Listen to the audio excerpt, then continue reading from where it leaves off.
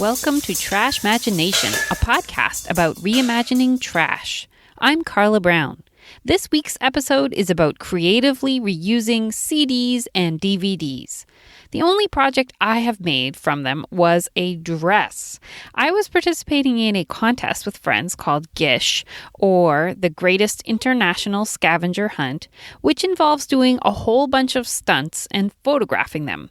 The challenge I was doing involved making a dress from e-waste and then taking my photo as if I was a mannequin in a shop window. So I punched a bunch of holes in some old CDs and I tied them together with twist ties.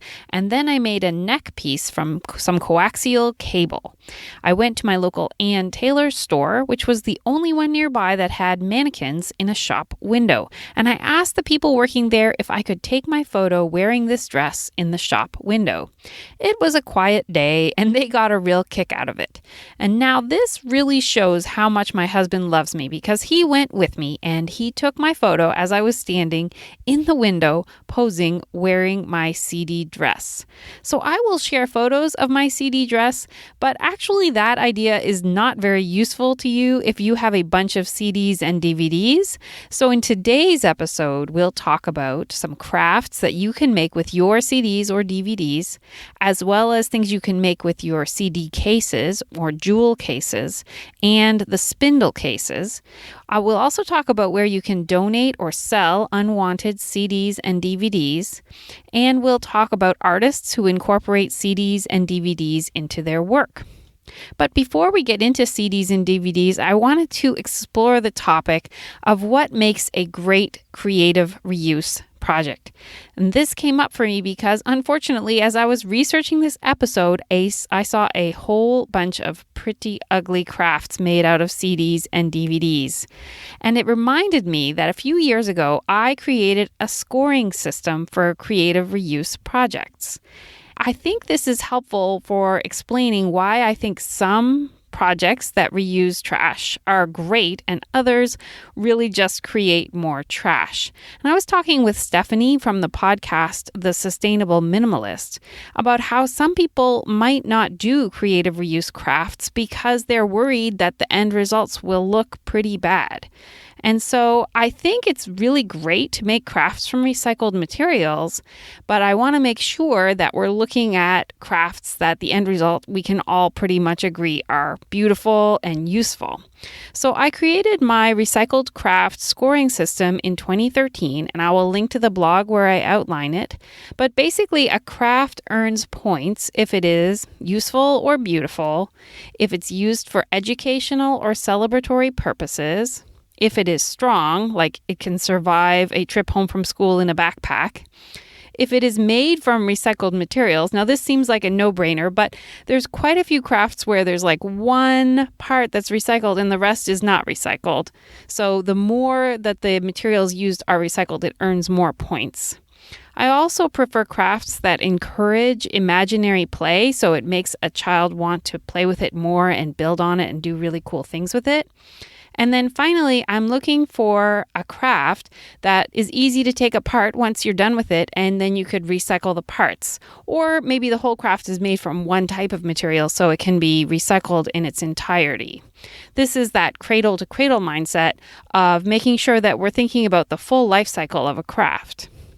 Now, this rating system explains quantitatively the values that make a great creative reuse craft so that we don't have to talk about whether I like or dislike a craft. It's actually just a scoring system. And it's a rubric that could help design students to make better creative reuse projects or really to make more sustainable designs overall. Now, today's topic, as I said, is CDs and DVDs, and there is something about that material that causes people to make some really odd things. I understand that kids need to start somewhere when they're making crafts, and it's not like the very first craft every child is going to make is going to be beautiful, but I think we as educators and parents can come to children with better design crafts in the first place, and then they're more likely to make something that's really awesome. So I'll give an example of a craft that was made with a CD that didn't need to be made with a CD, and by making it with a CD, it actually made it kind of worse for the environment.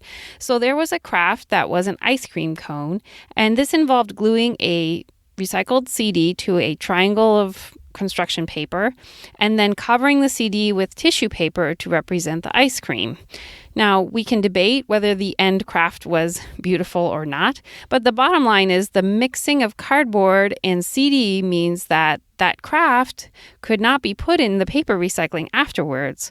Whereas if the craft was just made with a circle of cardboard, the whole thing could go in paper recycling. So there's ways to do crafts that do not create trash. I was also puzzled by some crafts that I found that involved connecting CDs and DVDs with bird feeders and bird baths. It's my understanding that some people hang CDs and DVDs in fruit trees to scare away birds because of their reflective surfaces. So I would love to hear from any bird experts whether you think that birds are afraid of CDs and DVDs and reflective surfaces, and whether those should not be incorporated into crafts for birds. So that's enough talking about rating crafts and the challenges of crafts. Now I'm going to get into the really fun part, which is these are hopefully great crafts for you that I think the end results are beautiful and useful and strong and all those things I talked about. So the first projects I will share involve cutting and baking CDs, and that's because the results of these crafts are especially beautiful in most cases. The thing is that you can only do these crafts with CDs, not DVDs, and that's because a CD is basically a circle of clear plastic with some silver foil stuff on it, and you can use tape to take the silver foil off, and you basically have a circle of clear plastic. But that's not how a DVD works. So all of these ones, cutting and baking, it's just for CDs. Now, I do worry a little bit about projects that involve baking plastic because I'm worried about off-gassing into my kitchen. And I probably wouldn't do these projects in my kitchen because my kitchen window doesn't even open. But if I were to get into this, I would probably seek a secondhand toaster oven and I would do the work outside, or I would try to find a community art studio that has good airflow and use their oven. Now, when it comes to baking CDs, some people bake CDs just whole. They can make little dishes by placing the CD on a glass jar or bottle and then baking it. The sides of the CD kind of melt down and it makes a dish. So a crafter called Lorraine Brummer, she put up a tutorial on her site where she shows how she paints the CDs with sun catcher paints, and then she made a whole bunch of really adorable dishes with her granddaughters. Now, other people cut up the CDs before baking them, and their goal is to make little tiles that can be used in mosaics. So in most cases, I see people removing that silver foil, and they're using tape to do that, and I will put up tutorials on the show notes that show how to remove the silver foil. The crafter Mugsy Makes then takes a stamp and ink and puts designs on the CDs before she cuts them into tiles. And then another crafter uses just normal acrylic paint and she paints the tiles and then she puts another tile of the exact same shape and size over it. And then she cooks them so they kind of meld together to make a thick, colorful tile. And what's really beautiful about this technique is that inside there, the paint and the plastic gets all bubbly looking, and it looks almost like actual glass. Now, the crafter Made by Fate, she does not remove the silver stuff, but she cuts up the CDs with the silver on it, and the result is little tiles that look like mirrors. She shows how she makes it easier to cut up the CDs by soaking them in hot water, and she also uses a hole punch to make a whole bunch of little silver plastic circles, which is kind of an effect like really big glitter. Now, some projects suggest microwaving CDs because this causes the silver stuff to break into 1,000 little pieces, and visually it is really beautiful, but the problem is that it puts on quite a light show in your microwave and it can destroy your microwave, even if you only zap your CDs for a few seconds. So I watched a whole bunch of videos where people did this. I assume they were doing it in really old microwaves that they didn't care about, but I would not recommend this project for safety reasons. And I think the effects that you get from baking CDs are just as beautiful as the zapping of CDs. Now, once you have made your tiles from CDs, people use them to do all sorts of crafts, anything that involves a mosaic. Now, let's say you don't have a great setup for baking tiles, then all the next projects are for you. I had a really cool discovery when I was researching crafts on YouTube for CDs and DVDs, and I was surprised that a whole bunch of the most popular results were all made by crafters in India. And they were all making these wonderful wall or car hangings, and they said they were Ganpati wall or car hangings, and they were made to celebrate the Indian deity Ganesha. So I asked my friend Rupa about this because I know she's very interested in Indian handicrafts. And she wrote, "It's not surprising that so many home crafts and DIY crafts are oriented towards Ganesha. The word Ganesha comes from Gana, which means people, and Isha, or God, Lord, leader, and Pati is another word for Lord. So basically, he's the popular deity among common people, and a prayer to him first thing in the morning is still very common among religious Hindus. Ganesha art adorns almost every commonly used space, such as classrooms and offices and grocery stores, and even car dashboards." Well, I was so impressed that so many of these crafters decided to recycle CDs or DVDs in their designs, and these were actually really beautiful and often incorporated very colorful fabric and lace. It usually involved gluing on things in a design, kind of like a mandala, such as pretend jewels, or I really liked the pistachio nut shells. I will share a video in the show notes of one of my favorites by Seema Tungar. In addition to making wall and car hangings, I saw that many crafters in India were also using CDs to make tea light holders or diya holders. And this involved putting a lot of very shiny pretend gems in a design on the surface of the CD, leaving space in the center for a tea light. Another popular craft with CDs involves removing the silver part of the CD and then painting a mandala design with puffy paint. And then once the puffy paint has dried, the crafter fills in the spaces with stained glass lacquer. Now, the trick with this craft is a really steady hand when drawing the mandala design with the puffy paint. Finally, if you love to crochet, I saw beautiful designs where crochet artists actually crochet a design over the CD or DVD, and the CD or DVD acts as a shiny backdrop to this beautiful stitching. Now, here are a few quick ideas for making CDs or DVDs into toys. I saw a child-sized play stove made from a cardboard box, and in that case, CDs were used to represent the stovetop burners where they could put their little play pots and pans.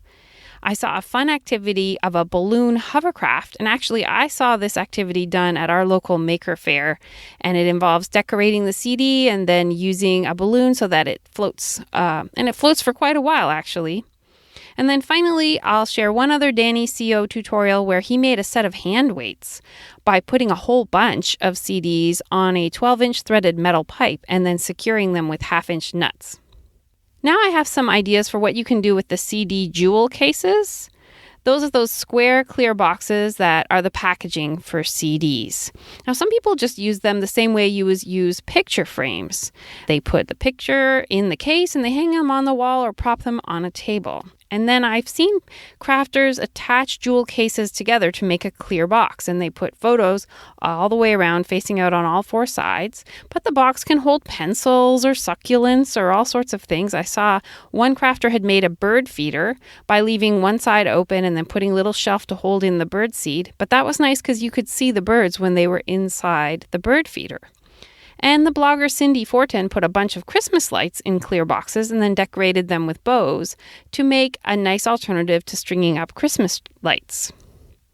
Now, I saw other crafters made an even bigger box, many jewel cases, and they built a greenhouse, a little greenhouse for their plants.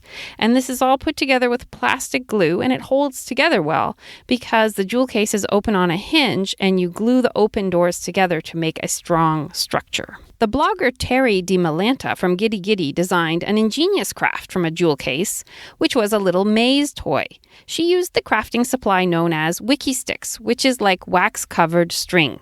You place the wiki sticks in any little maze shape, and then you put in a tiny ball made from Sculpey, you close the jewel case, and now you have a little handheld maze toy.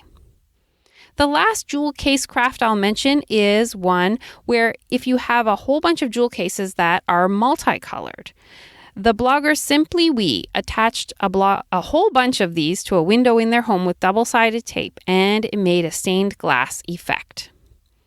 So the last trash item associated with CDs and DVDs are those spindle cases, those round cases that hold a whole bunch of CDs and DVDs on a rod. Now, there was a photo that made the rounds on the internet a few years ago that showed someone transporting their bagel sandwich for lunch in a small spindle case, and that's a great creative reuse idea. In terms of crafts, I saw that the blog Craft Patisserie covered a small spindle case with felt and felt flowers to make a toy birthday cake, which would be a very cute addition to any play kitchen. Now, that was a lot of crafting ideas, but the real question is, can you make money from your old DVDs? I was intrigued to learn that there are websites who will buy your DVD, and what you do is you put in the title, and assuming it's in good condition, they will give an estimate of how much they will pay you for the DVD. One example of these websites is called Declutter. And I read a review by someone who went through the process, and most of the time they got like 50 cents for their DVDs, but for some titles they got up to like $5. So you could put in your whole collection and then see if it's worth your time to mail your DVDs to these websites. Now, if you have a whole bunch of functional DVDs and you don't want to do the process that I just said about Declutter, you can mail them to an organization called DVDs to the Troops. So that would be giving to a good cause. And that's because people serving in some places often don't have access to services like Netflix where they could watch movies, but they can watch DVDs. So if we can send them our DVDs, we can help them out during their very little leisure time. Now, finally, I love to talk about artists who work with recycled materials. And when it comes to CDs and DVDs, there are some really extraordinary examples.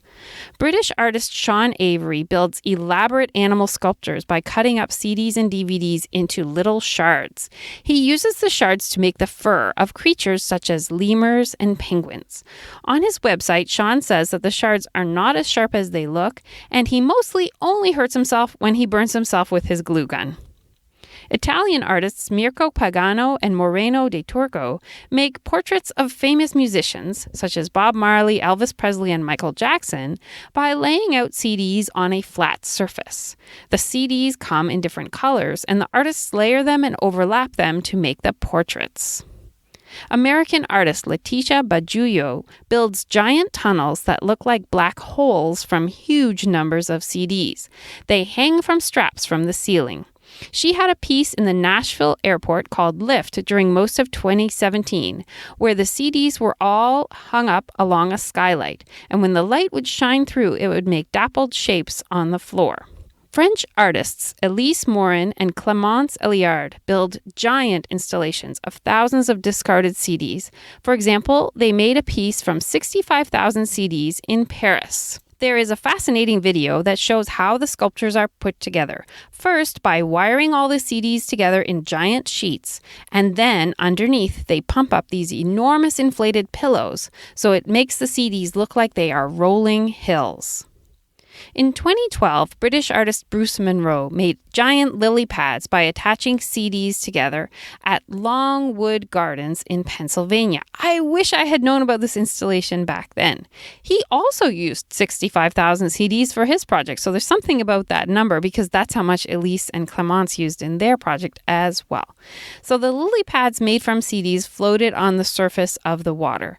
And he's done a number of other installations in the United Kingdom where he covers a huge field with CDs as well.